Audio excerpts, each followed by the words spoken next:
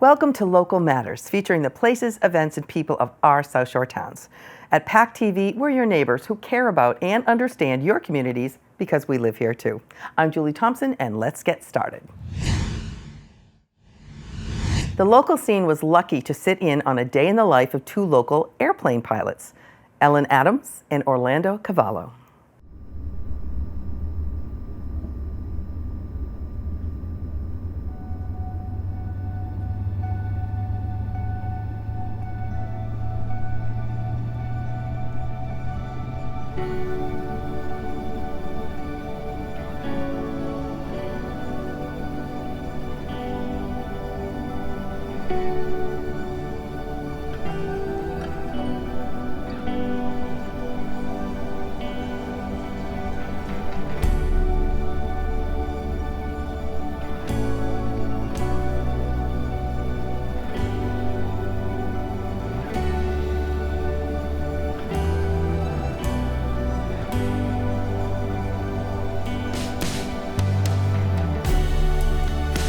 Hi, I'm Ellen Adams. I'm a recreational pilot.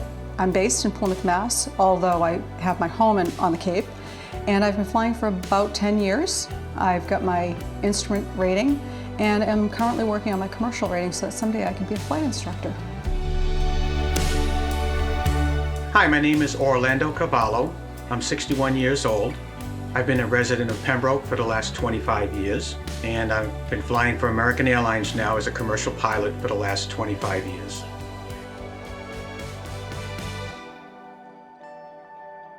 I was at the Coast Guard Academy, and in part of the training program they do in the summertime is take you through all the aspects of the Coast Guard operations. And we got to ride on a helicopter, and that was actually the first time I really got interested in flying airplanes for a living. My first flight in a commercial airplane was when I was in high school. I was hired as a live-along babysitter for my neighbors. And the flight from Boston to Puerto Rico was pretty boring. But when we flew from Puerto Rico over to St. Thomas, we were on a small airplane, and that was really fun. That was amazing. It was lower, it was slower, and we had a beautiful view of the Caribbean.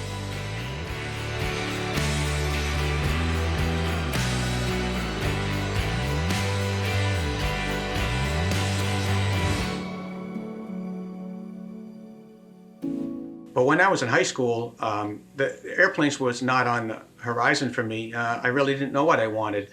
My father was a firefighter for 30 years, and he worked 2 jobs, raising 8 children with my mom. And I really loved the fact that he was a firefighter, and I really respected that job. And I told him I wanted to be a firefighter, but he told me, he says, no, you got to go to college and you could be anything you want. And that's because my dad was a full-blooded Italian, first generation, so those were the options I had. But, you know, when I grew up, we were on the beach a lot and swimming in the ocean, and I saw the Coast Guard boats out there, and I thought, oh, they're like firefighters, so why don't I, look into that? And so I actually applied to the Coast Guard Academy and got accepted. And while I was in training there, I thought I'd be driving ships, but when I got on that helicopter ride, I thought, oh wow, this is the way to go, aviation. So I graduated from the Coast Guard Academy, and they required you to work on a ship for a year. I applied for their aviation program and got accepted, and I flew C-130s for 7 years with the Coast Guard. And I really enjoyed that job. It was a great job, a rewarding job, but they brought you all around the country. My last station was Puerto Rico, and I really wanted to come back home and be close to the family. So the opportunity to become a commercial aviator was there for me. And so I was able to apply to American Airlines and got accepted with American Airlines, and have been flying with them ever since.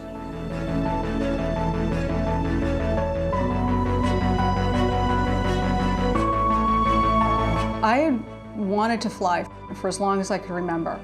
And I took my first flight lesson, and my instructor said to me, like most flight instructors do, why do you want to learn to fly? And I honestly could not remember. I didn't know why I wanted to fly.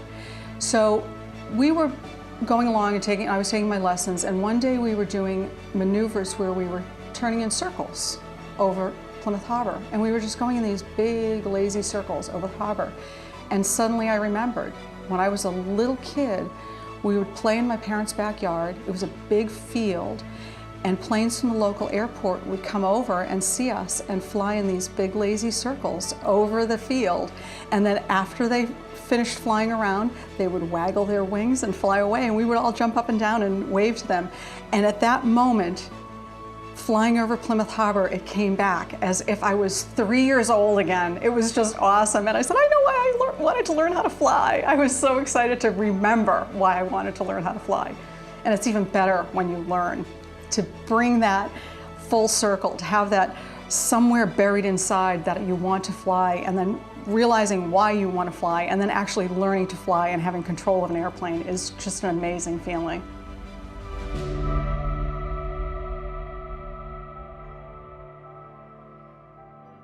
If somebody's interested in learning how to fly airplanes, whether it's recreational, commercially, for the military, I would say that you kind of have to be dedicated for it. It's not something that you want to do a couple times and then, come back to it. If you want to do it, I would immerse yourself in it. One of the things that can be daunting is to think that you can't do this, and there is no way that you could ever be a pilot. But the first step is often as simple as calling up the local flight school and saying, I would like an introduction to flight. It's not that expensive. It gets you in an airplane. It gets you familiar with the environment. It introduces you to the people that you're going to be working with during your licensing process. And from there on, it's a sort of a self-guided adventure. It's a lot of fun to be up there, and you have control of an airplane. I have 170,000 pounds of metal that I defy gravity with every time I go up in the air. The feeling of independence and power that flying gives you. You have this amazing machine that can fly, and you get to make it do what you want it to do. And that is an awesome feeling. It's a feeling of liberation and power and just independence that you can't really get with anything else. So that feeling that you get when you get your driver's license and you get to go to the movies by yourself for the first time, quadruple that. Because you get in that airplane and you have power that you never knew you could possibly wield. It's an amazing feeling.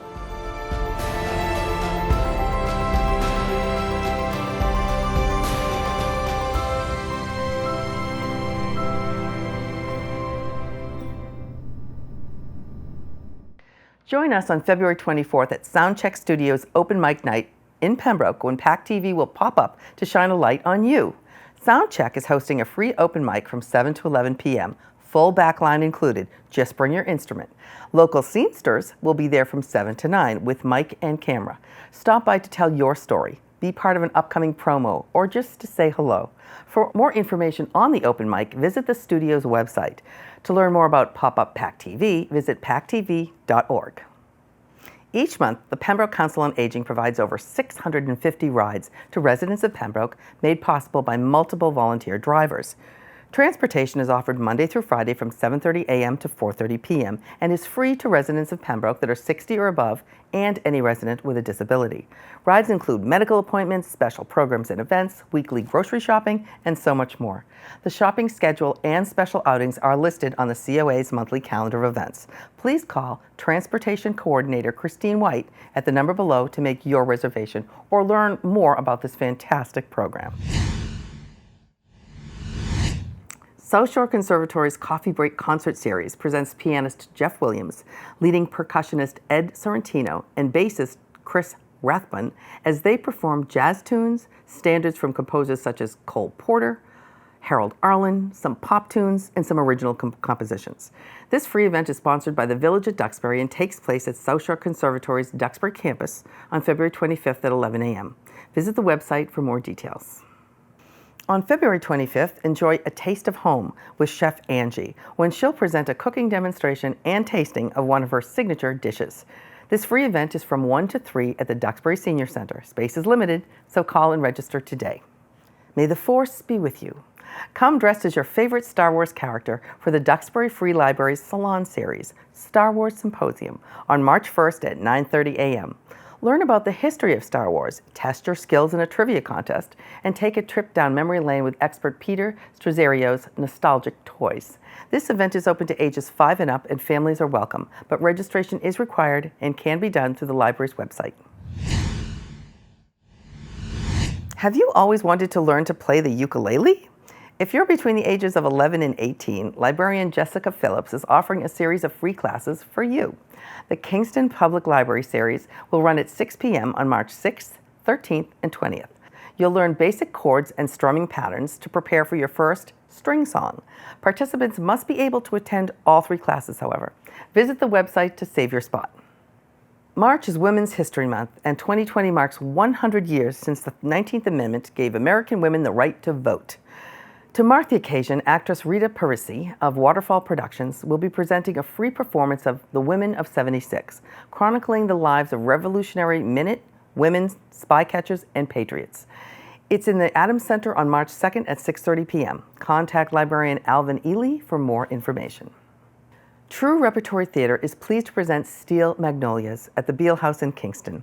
Come down to Truvy's Beauty Salon in Chinquapin, Louisiana, where all the ladies who are anybody come to have their hair done. A moving storyline about loss, love, and sisterhood. This mix of actors from the True Rep and Seacoast Theater will have you laughing and crying in your seat. Performances take place Fridays at 8 and Saturdays at 2 and 8 o'clock from February 21st to March 1st at the Beale House. Visit the True Rep's website for tickets and more information. 2020 is a big year here in Plymouth, and it's not only the 400th anniversary of the Mayflower voyage, but the first year that Plymouth will be celebrating its very own Pride Festival. I'm happy to welcome on set Nicole O'Brien, the chairperson of Plymouth Pride. Welcome. Good morning. Good Thanks morning. for having us. Thank you for being here. So talk to me, what is Plymouth Pride and how did it get started? So Plymouth Pride is a group of friends that came together in 2019 in the summer. We actually formed by making an entry in the 4th of July parade, and we came in first place in the community category. We didn't even know there was prizes, so that was sort of exciting for us. There was a lot of momentum as we were going down the parade route. It was very exciting, and the crowd really enjoyed it. So we realized that, Plymouth really didn't have any pride, big events like that. So we decided over the summer that we would form a nonprofit, and we became a nonprofit in December. And now it's just a few months later, and here we are planning a Pride Festival for the summer. Okay, So, let me ask you, so Pride is for the LGBTQ plus community. Yes. Okay, what is the actual objective of having? So we're looking to celebrate the diversity and unity in our community so that we can have visibility for everybody and education and resources for the people in our community, in our own community here, rather than having to go all the way to Boston or Providence to get the resources that people need, and also to give back. We'd like to do some volunteering and participate in other things, like somebody had an idea to do a scholarship program possibly, which is something I'm really interested in because I think the kids, around here growing up having Pride right off the bat is awesome. So yeah. So, and it's the whole idea of just acceptance. It's just, this is just another member of the community. Right, This right. is, and it shouldn't be an outlier. It should just be, yeah, you're a member of the community. Absolutely, it is what it is. So, I think it's great that the Plymouth Public Library has come on with us. And So let's talk about that. Sure. You're going to actually have a festival. yes. And tell me all about it. It's going to be in July, So it's going to be July 26, 2020. which is a Sunday. It's a Sunday. Yep. It's going to be from 11 to 6 on the Plymouth Public Library front lawn. We're going to have some bands, other kinds of music, speakers, other kinds of performers. We're thinking maybe some spoken word and some different things like that. We're going to have vendors and people that are having products and different things for sale. We're going to have food trucks. We're going to have artists. We're going to have a children's area that has activities and fun things for the kids to do. And we're hoping to have a beer garden. We're working with a company in town trying to get that in the works now too. Those are always very popular. Yeah, and the library's been amazing. Yeah. I mean, Noelle Peremski has been awesome. She really jumped in on the idea of the library and us working together. Yeah. And I think that was awesome for her to have that foresight to see, what a great collaboration that would be, because the library is sort of the hub of the community. Yep. And they have a lot of resources and they have a lot of pull with everybody. So I think it'll be great because I think that having the library involved sends the message that it is just regular. Absolutely, know? absolutely. Now, tell me about the people that are on your group that has formed Plymouth Pride, because they have a lot of background, diversified background. Right. So obviously myself, I'm the president, and then we have my vice president is Hannah Moore, and she's amazing. She is a very good friend of mine. All the people on the board are very good friends of mine. So we, like I said, we sort of formed by accident in the beginning because we wanted to just do a 4th of July float, but the reception was so amazing. Yeah. But Hannah is involved in other things like the Trans Club of New England, and they do First Event up in Boston. They do a lot of volunteering for those kinds of things. And our other friend, Samantha Ambrose, is my secretary, and she's amazing. She did a lot of the work as far as applying for the nonprofit status and all those kinds of things. And you are officially a 501c3? We are an official 501c3 now. So we have an EIN number and all that kind of stuff, which is very exciting because I've never done anything with that kind of stuff. Right. But Samantha and Hannah they've been involved in a lot of nonprofits, especially things like this. So they're really good resources as far as us moving forward and bringing this to a bigger level down the road, which is what we want to do. Right. So, and the Pride community itself I don't mean splinter groups, but there's small groups in a lot of towns that do similar work to what you're trying to do. Are you going to invite a lot of those other groups to this Pride Festival? Absolutely. I mean, there's a Gay Straight Alliance at all the schools.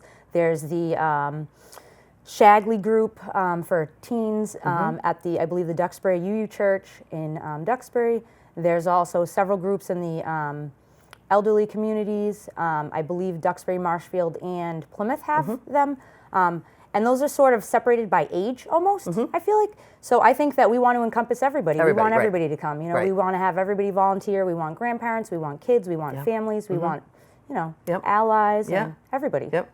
What do you think is the biggest misconception about a Pride group? I think a lot of people think that Pride is about trying to show off in some way or talking about maybe sexuality even, when it doesn't really have anything to do with that. It has a lot more to do with, when people have been pushed aside for so long, then they're allowed to be themselves. It's more about being able to be allowed to be themselves and being proud of who you are, yourself. That's the name, Pride. I mean, it's pretty simple. I think that's pretty much it. Yeah, right. So if I go to the one thing I wanted to mention too is, so our treasurer, Paula, is the last person I did not get to mention, and she is wonderful as well. She is the person who made the parade actually come together because she showed up ready to go with her credit card in hand, and she's now our treasurer. So it kind of flowed, naturally that way. And she's a wonderful ally, and she is another member of our board. I just want to make sure I mentioned her because she's amazing too. Okay, and she paid for basically your float. She did, and we got donations from our friends afterwards to repay her. So that was good, but it was a little bit nerve-wracking because I wasn't really sure how that would go, but it worked out just fine. But she took a risk. Yeah, people step up to the plate. So at the festival, I want to bring my kids. Are there things for kids to do? Absolutely. There's going to be a children's area that's going to have activities and fun things for the kids to do. The library talked about having a reading tent type of thing and maybe a story time at certain points throughout the day. So there's definitely going to be things for the kids to do there, as well as a lot of fun things to do as far as entertaining to see. I think there's going to be some fun acts that are going to be fun for everybody. Okay. And especially our band that we picked for our headliner is going to be fun for everybody. They're a big band. We have some secret surprises that we can't really announce yet. Good. But they're amazing, and it should be a really fun time. Okay. Now you have a brand new website? Yes, we do. Okay, talk about that. So our website, we just actually launched it last night. Me and my friend Kira spent about 8 hours yesterday finishing the final touches. So it's a brand new website. It's brand new. It's www.plymouthprideinc.com. Great. And it has everything that you could possibly need to find out on there as far as vendors, volunteers, people that want to help out in any kind of way. There's links, there's forms, there's questionnaires. I mean, it's very comprehensive. People can support the festival in many different ways, and they can go to the website to find out ways to support the festival. Absolutely. You can go on the website to find out pretty much anything, and all of our contact information is on there. So you can email me. My phone number is on there. My cell phone number is actually on there. So if anybody needs any information, feel free to reach out. Yep. And the biggest thing is that we don't want anybody to hesitate and not reach out. We want people to, participate in it with us, Right. because that's what's going to make it happen. We can't do it alone. We need the community. Sure. Now, also on your website, you'll probably end up putting all kinds of different contact information for other groups, other organizations, other things to do with the Pride community, correct? Right. Yes. So the website is pretty brand new, and where we haven't had too much of an affiliation with the other groups around just yet. We haven't put them on there yet, but we definitely plan to incorporate any contact information that they would like us to put up there. We just put on our events page something for Trans Club of New England is supporting a small event at the UU Church here, First Parish in Plymouth on, I believe it's in March. I don't want to say the wrong date. I believe it's the 29th. Okay. It's a Sunday, and our great friend Cheryl Catan, who is the coordinator for First Event in Boston, is going to speak, and that's her home church. Okay, great. So we announced that on our website, even though that's not our, But that's good. I mean, we want everybody right. to The be community involved. is the community, and the more information you can share between everybody, the better. Exactly. Okay, so once again, this has been Nicole O'Brien, who is the chairperson for Plymouth Pride, and we've talked about on Sunday, July 26th, on the Plymouth Public Library front lawn, from 11 to 6 is your first festival. Yes, it's going to be amazing. We're Good looking luck. forward to having it be the first annual Pride Festival. Excellent. And can we see you in the parade again next year? Absolutely, All right. we'll be there. Great. Thank you so much. Thank you so much for It's having so nice us. talking to you. You too. Thanks. Okay. Every year, PAC TV works with the Plymouth Rotary Club to stage its 3-day live auction from our studios, raising money for local scholarships and Rotary charities. This year marks the 25th anniversary of the auction, and PAC TV is happy to support this worthy and fast-paced fundraiser. Watch it live on our community channels March 6th, 7th, and 8th. Bid early and often. To learn more, visit PlymouthRotaryAuction.com. Plymouth Rock has added another chapter to its enduring history. This past weekend, vandalism attempted to make a permanent mark on our beloved rock, but the rock has been restored and endures. We'd like to shine a light on its history and meaning.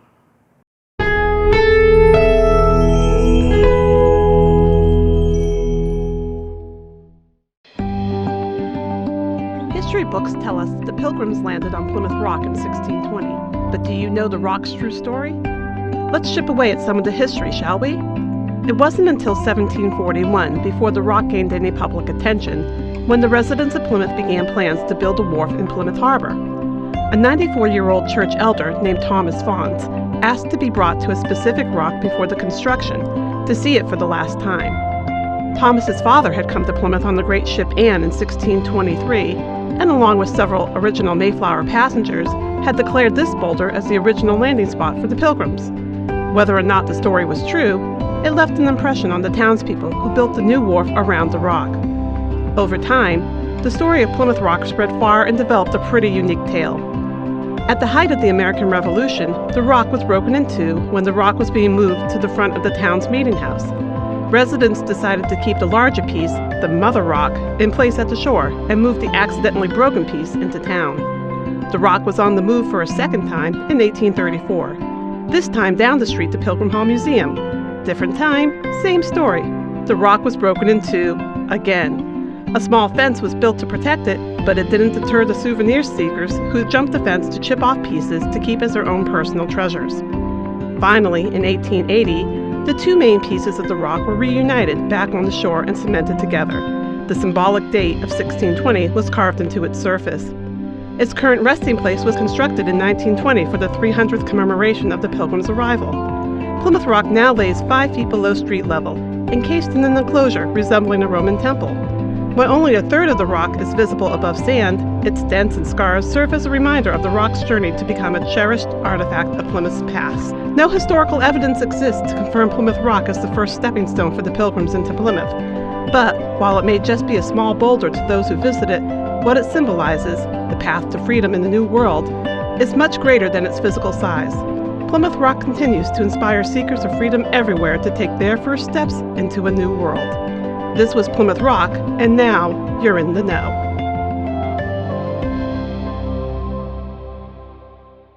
The League of Women Voters and No Place for Hate are presenting a forum titled Inclusion, From the Mayflower to 2020, on February 27th at 7 p.m. at the Plymouth Town Hall. The Director of Diversity for International Educator Services and Mayflower-descended Gretchen Cook Anderson will head a diverse panel of speakers in an evening designed to challenge the audience to look at the unconscious bias which exists in all of us. Community members are encouraged to share ideas about how Plymouth and all communities can foster unity, inclusivity, and belonging. For a list of speakers and more information, visit No Place for Hate's Facebook page. An accidental fire in April of 2019 destroyed both the roof and spire of the Notre Dame Cathedral in Paris, severely damaging its upper walls and saddening the world who watched the 13th century structure burn for 15 hours. Join fire expert Glenn Corbett at the Plymouth Public Library on March 2nd at 7 p.m. when he will discuss the fire at Notre Dame and how historic buildings can be protected. Visit the library's website for more details. Local Matters is a production of the local scene of PAC TV. If you'd like to watch this show again or explore other community stories, subscribe to our YouTube channel at The Local Scene. Follow us on Instagram and like us on Facebook to keep updated on new content and the ways that we shine a light on you. From all of us at PAC TV, we'll see you next time.